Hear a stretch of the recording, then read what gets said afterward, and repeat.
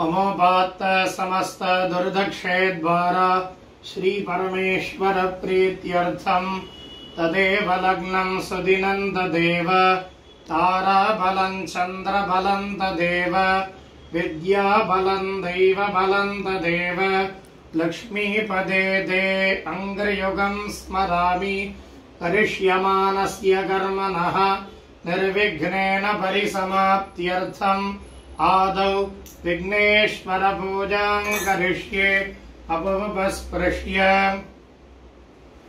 ॐ एकदन्ताय विद्महे वक्रतुण्डाय धीमहि तन्नो दन्तिः प्रचोदयात् भूर्भुवः स्वरोमस्मिन् बिम्बे श्रीमहागणपतिं ध्यायामि महागणपतिम् आवाहयामि महागणपतये नमः रत्नसिंहासनं समर्पयामि पादयोः पाद्यं समर्पयामि हस्तयोः अर्घ्यं समर्पयामि मुखे आचमनीयं समर्पयामि भूर्भुवः स्वः महागणपतये नमः शुद्धोदकस्नानं समर्पयामि स्नानानन्तरम् आचमनीयं समर्पयामि महागणपतये नमः वस्त्रार्थमक्षतान् समर्पयामि उपवीतार्थमक्षतान् समर्पयामि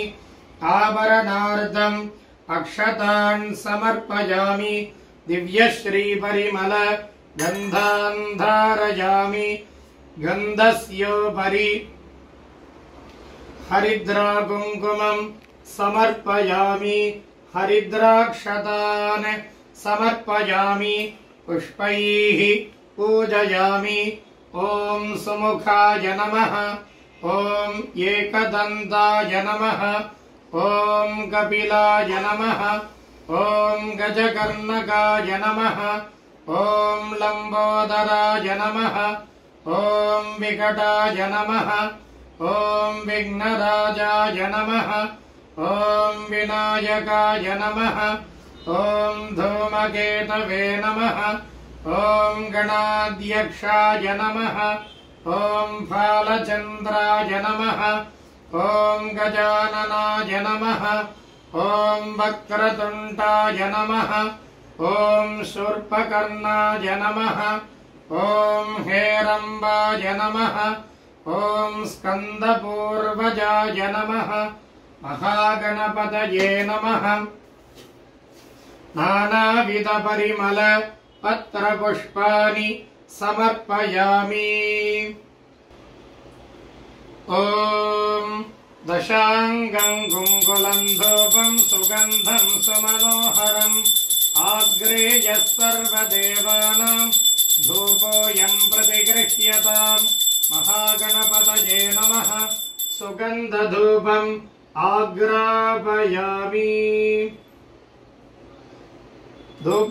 धूपानन्तरमाचमनीयं समर्पयामि भूर्भुवः स्वः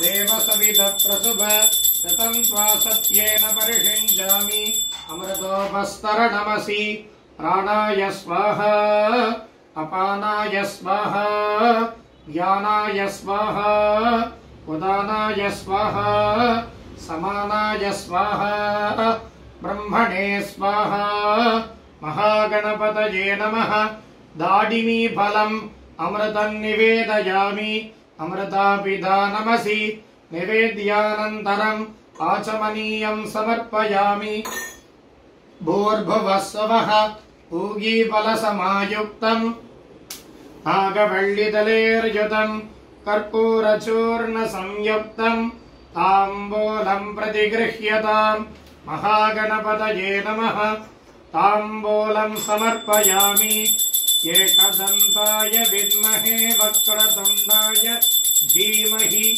तन्नो दन्तिः प्रचोदयात् महागणपतये नमः कर्पूरनीराजनं दर्शयामि नीराजनानन्तरम् आचमनीयं समर्पयामि दिव्यरक्षान् धारयामि ॐ हर योपाम् पुष्पम् वेद पुष्पवान् प्रजावाम्बिकाम् अरुणाम् करुणातरङ्गिताक्षीम् धृतपाशाङ्कुशपुष्पबाणचापाम् अनिमादिभिरावृताम् मयूखैरहमित्येव विभावये भवानीम् ध्यायेत् पद्मासनस्ताम् विकसितवदनाम् पद्मभद्रायताक्षीम् हेमाभाम् पीतवस्त्राम् करकलितलसत्तेम पद्माम् वराङ्गीम् सर्वालङ्कारयुक्ताम् सततमभयताम् भक्तनम्राम् भवानीम् श्रीविद्याम् शान्तमूर्तिम् सकलसुरनुताम् सर्वसम्पत्प्रदात्रीम् सकुङ्कुमविलेपनामलिकशुम्भि कस्तूरिकाम् समन्तहसिते क्षणाम् सचरचाप पाशाङ्कुशाम् अशेषजनमोहिनीमरुणमाल्य भूषाम्बराम् जपाकुसुमभासुराम् जपविदौ स्मरेदम्बिकाम् ॐ ऐं ह्रीं श्रीं श्रीमात्रे नमः।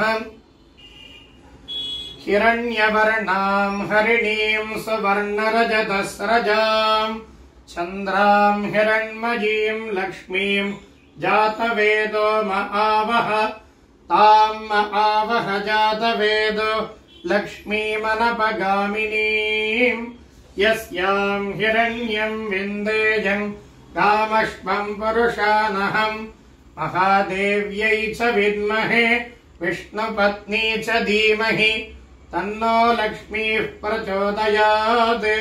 भूर्भुवः स्वरोमस्मिन् बिम्बे श्रीदुर्गा लक्ष्मी सरस्वती स्वरूपिणम् श्रीकुबेरमहालक्ष्मीम् ध्यायामि कुबेरमहालक्ष्मीम् आवाहयामि। दुर्गा लक्ष्मी सरस्वती स्वरूपिण्यै नमः। रत्नसिंहासनम् समर्पयामि पादयोः पाद्यम् समर्पयामि हस्तयोः अर्घ्यम् समर्पयामि मुखे आचमनीयम् समर्पयामि। दुर्गा लक्ष्मी सरस्वती स्वरूपिण्यै नमः। सर्वाङ्गे शुद्धोदक स्नानम् समर्पयामि स्नानानन्तरम् आचमनीयम् समर्पयामि। दुर्गा लक्ष्मी सरस्वती स्वरूपिण्यै नमः। कुबेरमहालक्ष्मी नमः। वस्त्रम् समर्पयामि दुर्गा लक्ष्मी सरस्वती स्वरूपिण्यै नमः। आभरणानि समर्पयामि दुर्गा लक्ष्मी सरस्वती स्वरूपिण्यै नमः। दिव्यपरिमल गन्धान् धारयामि गन्धस्योपरि हरिद्राकुङ्कुमम् समर्पयामि।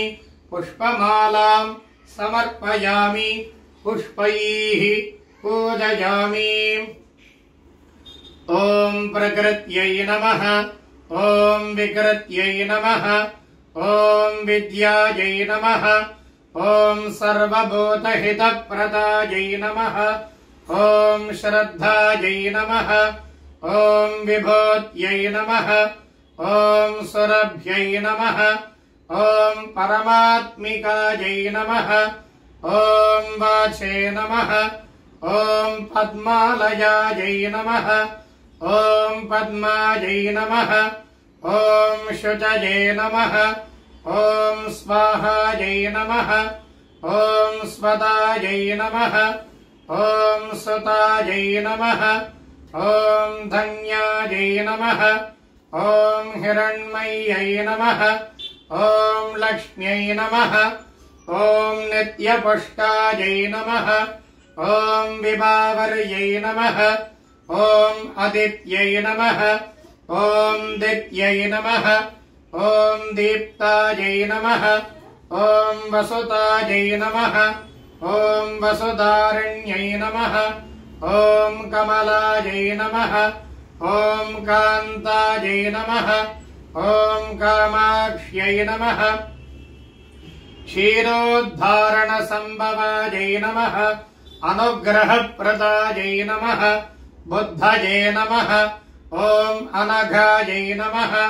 ॐ हरिवल्लभायै नमः ॐ अशोकायै नमः ॐ अमृतायै नमः ॐ दीप्तायै नमः ॐ लोकशोकविनाशिन्यै नमः ॐ धर्मनिलयायै नमः ॐ करुणायै नमः ॐ लोकमात्रे नमः ॐ पद्मप्रियायै नमः ॐ पद्महस्तायै नमः ॐ पद्माक्ष्यै नमः ॐ पद्मसुन्दर्यै नमः ॐ पद्मोद्भवायै नमः ॐ पद्ममुख्यै नमः ॐ रमायै नमः ॐ पद्ममालाधरायै नमः ॐ देव्यै नमः ॐ पद्मिन्यै नमः ॐ पद्मगन्धन्यै नमः ॐ पुण्यगन्धायै नमः ॐ सुप्रसन्नायै नमः ॐ प्रसादाभिमुख्यै नमः ॐ प्रभायै नमः ॐ चन्द्रायै नमः ॐ चन्द्रवदनायै नमः ॐ चन्द्रसोदर्यै नमः ॐ चतुर्भुजायै नमः ॐ चन्द्ररूपायै नमः ॐ इन्दिरायै नमः ॐ इन्दुशीतलायै नमः ॐ आह्लादजनन्यै नमः ॐ पुष्ट्यै नमः ॐ शिवायै नमः ॐ शिवङ्कर्यै नमः ॐ सत्यै नमः ॐ विमलायै नमः ॐ विश्वजनन्यै नमः ॐ दुष्ट्यै नमः ॐ दारिद्र्यनाशिन्यै नमः ॐ प्रीतिपुष्करण्यै नमः ॐ शान्तायै नमः ॐ शुक्लमाल्याम्बरायै नमः ॐ श्रियै नमः ॐ भास्कर्यै नमः ॐ बिल्वनिलयायै नमः ॐ वरारोहायै नमः ॐ यशस्विन्यै नमः ॐ वसुन्धरायै नमः ॐ उताराङ्कायै नमः ॐ हरिण्यै नमः ॐ हेममालिन्यै नमः ॐ धनधान्यकर्यै नमः ॐ सिद्धये नमः ॐ स्थैर्नसौम्यायै नमः ॐ शुभप्रदायै नमः ॐ नृपवेश्मगतानन्दायै नमः ॐ वरलक्ष्म्यै नमः ॐ वसुप्रदायै नमः ॐ शुभायै नमः ॐ हिरण्यप्राकारायै नमः ॐ समुद्रतनजायै नमः ॐ जयायै नमः ॐ मङ्गलायै नमः ॐ देव्यै नमः ॐ विष्णुवक्षस्थलस्थितायै नमः ॐ विष्णुपत्न्यै नमः ॐ प्रसन्नाक्ष्यै नमः ॐ नारायणसमाश्रितायै नमः ॐ दारिद्र्यध्वंसिन्यै नमः ॐ देव्यै नमः ॐ सर्वोपद्रववारिण्यै नमः ॐ नवदुर्गायै नमः ॐ महाकाल्यै नमः ॐ ब्रह्मविष्णुशिवात्मिकायै नमः ॐ त्रिकालज्ञानसम्पन्नायै नमः भुवनेश्वर्यै नमः धनलक्ष्म्यै नमः धान्यलक्ष्म्यै नमः वीर्यलक्ष्म्यै नमः विजयलक्ष्म्यै नमः सन्तानलक्ष्म्यै नमः सौभाग्यलक्ष्म्यै नमः आदिलक्ष्म्यै नमः गजलक्ष्म्यै नमः कारुण्यलक्ष्म्यै नमः नानाविधपरिमलपत्रपुष्पाणि समर्पयामि।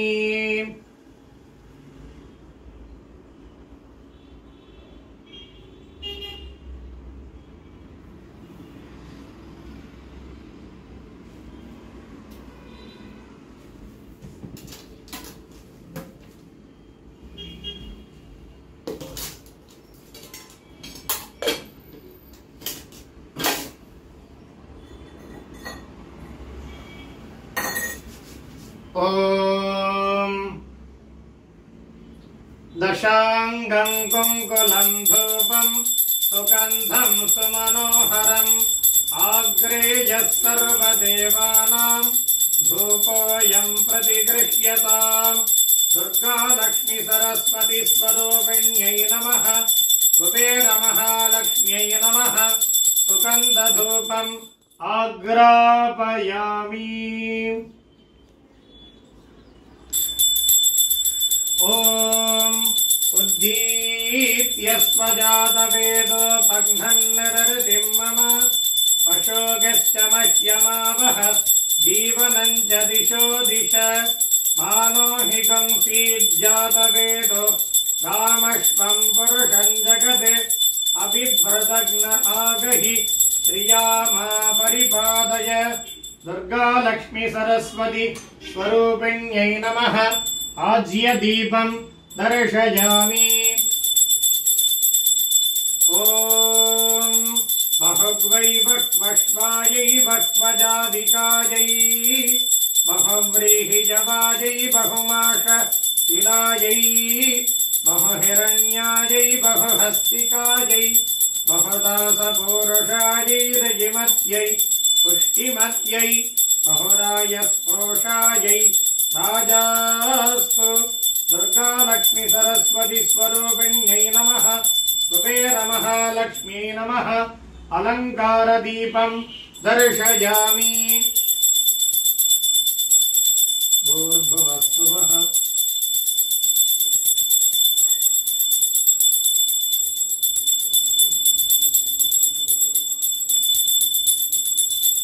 देवसविधः प्रसव ततन्त्वा सत्येन परिषिञ्जामि अमृतोपस्तरणमसि ॐ प्राणाय स्वाहा अपानाय स्वाहा व्यानाय स्वाहा उदानाय स्वाहा समानाय स्वाहा ब्रह्मणे स्वाहा दुर्गालक्ष्मी सरस्वती स्वरूपिण्यै नमः कुबेरमहालक्ष्म्यै नमः ताम्बूलम् कदलीफलम् नालिकेरगण्डद्वयम् नालिकेरजलम् काश्मीरफलम् नारङ्गफलम् नालिकेरान्नम् गुडान्नम् एतत् सर्वममृतम् महानैवेद्यम् निवेदयामि अमृतापिधानमसि निवेद्यानन्तरम् आचमनीयम् समर्पयामि समस्तोपचारान् समर्पयामि